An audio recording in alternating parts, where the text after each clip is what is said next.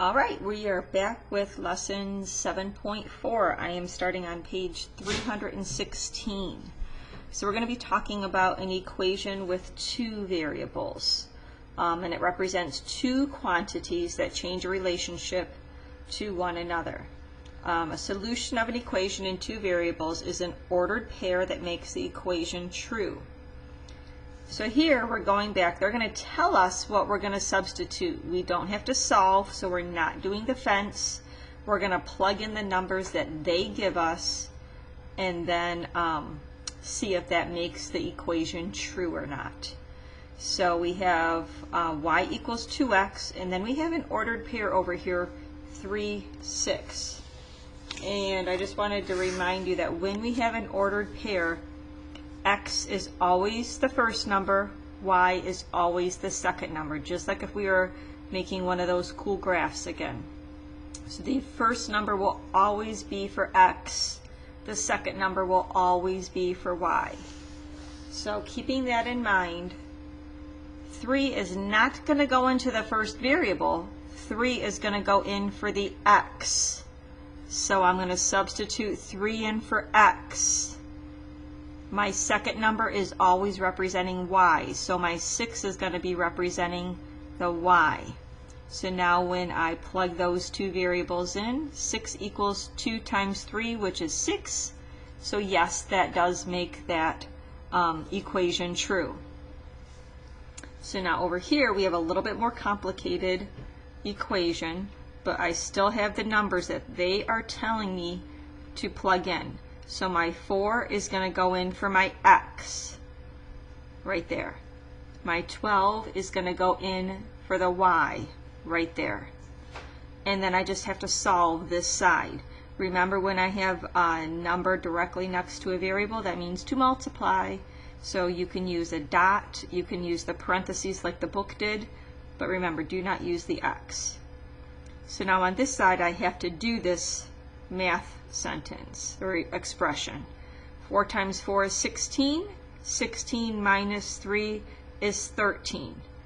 So just keep bringing your 12 down. Is 12 equal to 13? No. That's why they have the x there. So now when we have these two variables in an expression, it's kind of there we go again. Hopefully it'll die down. But you can use equations in two variables to represent the situations involving two related quantities. The variable representing the quantity that can change freely is called an independent variable. It's independent, it can change. The other variable is called the dependent variable because it's going to depend on what the independent variable is doing. That's very wordy and it's kind of confusing until we just go through a couple more problems. All right.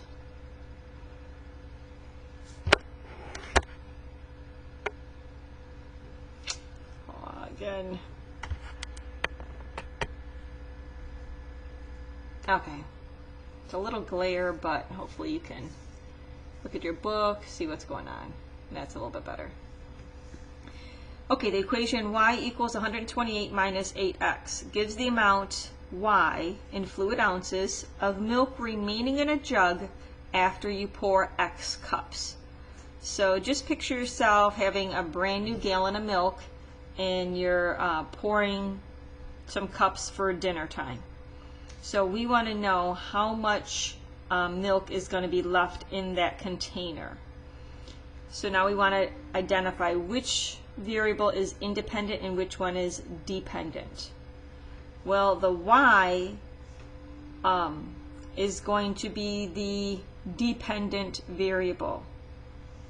How much milk is going to be left in the gallon is always going to depend on how much you pour.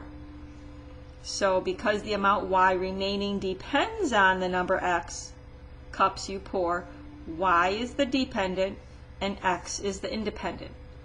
Remember, independent variables can change freely. Maybe one dinner you're pouring 2 glasses of milk. Maybe the next night you're pouring 3 glasses of milk. Maybe you have a birthday party because we are not under quarantine anymore and you have to pour 10 cups of milk. That's the number that's going to change freely. That's always the independent variable. Okay, so now we have our equation. Now they're telling us how much is going to be left in the jug after you pour 10 cups. So they're telling you the x is worth 10. I'm going to plug in my 10 for my x. I don't know what my y is. I guess they could have just kept bringing down the y. And now I got to solve this. 8 times 10 is 80, because I still got to follow the order of operations. I have to multiply before I do my subtracting. So now 128 minus 80 is 48. So now you know there's 48 ounces remaining in that milk jug.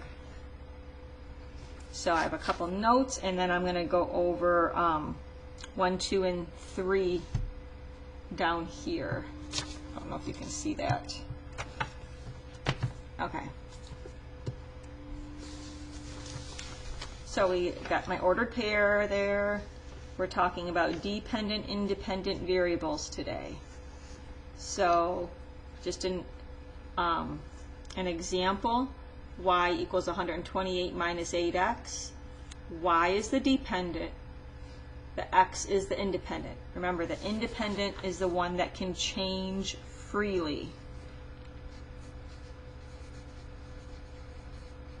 I get to decide how many glasses of milk am I going to pour tonight. Okay, so the answer will always be dependent because it depends on what goes into the expression part. So just know that your answer is always going to be the dependent variable. Now I just copied number 1 here from the example at the bottom of page 316. So remember, this is an ordered pair. My first number is always going to represent x. It doesn't represent the first variable. It represents the letter x. My second number will always represent y. So I'm going to plug those in. So it doesn't really matter since they're both a 2. So 2 equals 7 times 2. Now I got to solve this side. I get 14, bring down my equals, bring down my 2. Is 2 equal to 14? No. So this is not a solution. That would be your answer. Doesn't work. All right, number 2. Y equals, I'm just going to copy it down,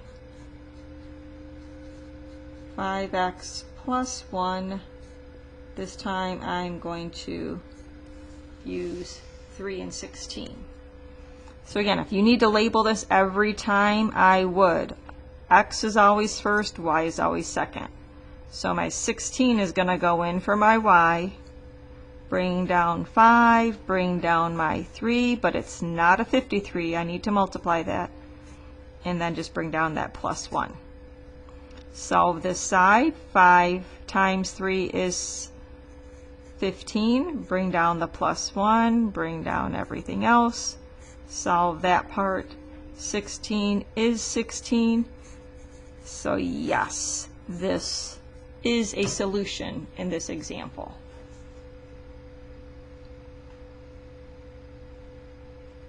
And then let's do one more story problem, number 3.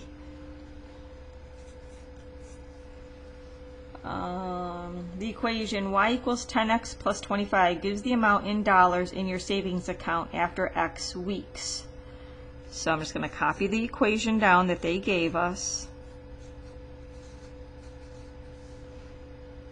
So x is how many weeks I'm going to save, whether I'm going to save for 1 week, 2 weeks, 3 weeks. This 25 is Oh, are you serious? Okay. Don't know what happened.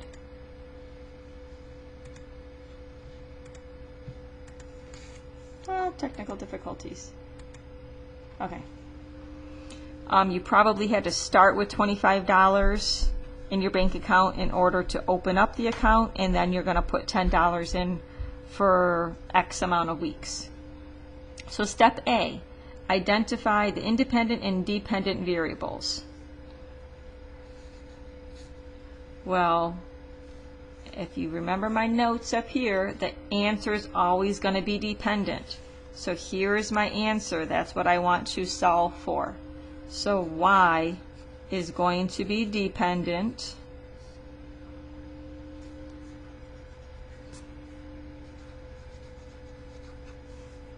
And my x will be the independent. Remember, my independent can change.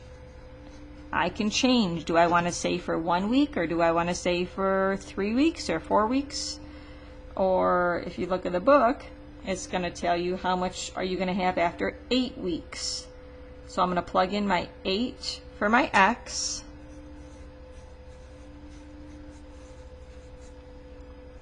And that's going to give me my answer, how much I'm going to have saving. So 10 times 8 is 80. And now I add those two together and I get 105. We're talking money, so I need my dollar sign. So this would be part B's answer, $105. Alrighty, so now we're going to get into some graphing on the next page. So we already know how to graph. If I have an X and a Y, I can put those in as an ordered pair. X always comes first. Over 1, up 3. Here's a little graph. Over 1, up 3.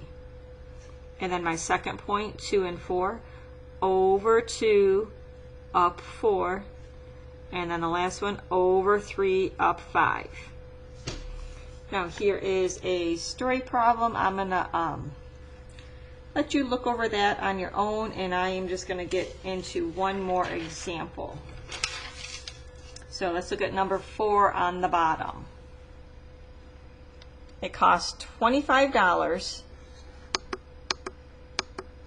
to rent a kayak plus $8 for each hour. Write and graph an equation in 2 variables that represent the total cost of renting the kayak. Alright, so I just kind of took some notes from that. It's going to cost me $25 right off the bat to rent this kayak. And then I have to pay $8 for every hour I'm using it. So I am going to just write an equation. My cost is going to equal $8 for however many hours I'm renting it, and this is that $25 initial cost. I'm just saying that my C is worth my cost and my H is worth my hours. So I created this. The book did not give me this. I had to think this up. It told me to use 2 variables, so I chose to use C and H for the cost and the hours because that's what we're talking about. So now it says write an equation. I did that. And now I have to graph my results. So it's not telling you how many hours you're going to go. So I'm going to just create my own little X and Y chart. I guess my X is my hours though, and my Y is my cost. So if I plug in 1 hour here, that's 8 times 1 plus 25. Well, that's 8 plus 25. That's going to give me $33. It's going to cost me $33 if I want to go kayaking for 1 hour. If I plug in a 2 here, 8 times 2 plus 25. Well, 8 times 2 is 16 plus 25. That's going to give me $41. to rent the kayak for 2 hours. Say I want a lot of exercise, I'm going to go for 3 hours. 8 times 3 is 24. 24 plus 25 is $49. I just made these up.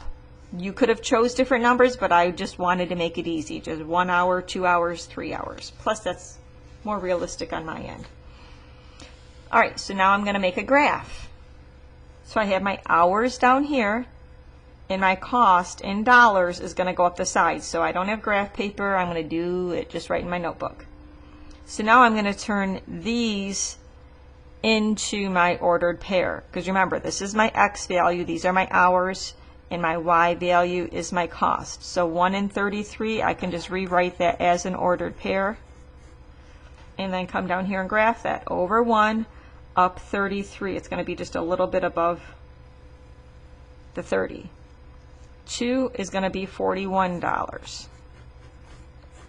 So over 2, up to 41. Do the best you can. If you have graph paper, feel free to use that, but you don't need to. 3 would give you 49. So over 3, up to 49. And your dots, if you're doing it kind of neatly, should kind of line up and kind of make like a straight line. So that would be graphing my results. Just make that a little bit darker. And there you go. So you're going to also do a 10 problem assignment on bigideas.com for section 7.4 this week.